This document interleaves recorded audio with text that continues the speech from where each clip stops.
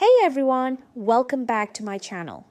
Today we're going to look at a cool project, an automatic door system.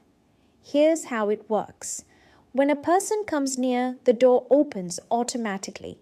When no one's around, it closes by itself. Super useful, right? But hey, most of you watch my videos without subscribing. So please subscribe first, then enjoy the video. All right, let's get started. This is the circuit. Follow the circuit to build it. First, our main components are an Arduino and a breadboard. Next is the ultrasonic sensor. It detects people for door control. Now, follow the connection I'm doing and connect it the same way. Watch carefully as I place each wire and component. Make sure you match the pins correctly, just like I'm showing. Also, it's written on the side in point form, so check that too. Take your time and double check each step. If you follow along exactly, your circuit will work without any issues. Next, we have the DHT11 sensor. It helps detect temperature and humidity. Now, just like before. Okay, next is the servo motor. It opens and closes the door. Connect the signal, power, and ground wires properly. Follow the way I'm connecting it and do the same on your side. Now, let's connect the LCD display. This will show messages like door open or door closed. Carefully place it on the breadboard and connect all the pins exactly as I'm doing.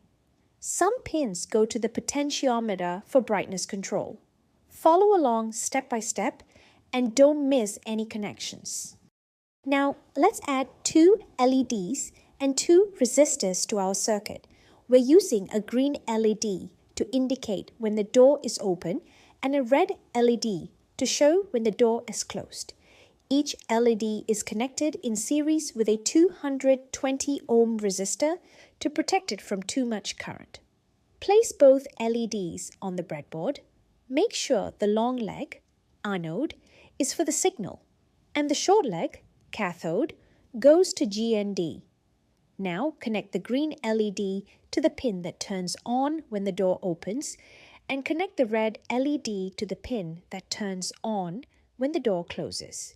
This way, you'll get a clear visual signal of what's happening. Even without looking at the LCD, the LEDs will tell you if the door is open or closed. So just follow my connections step by step and you'll get it working perfectly. Now, connect your Arduino to your computer using the USB cable so we can upload the code and power the circuit. Now, let's move on to the coding part.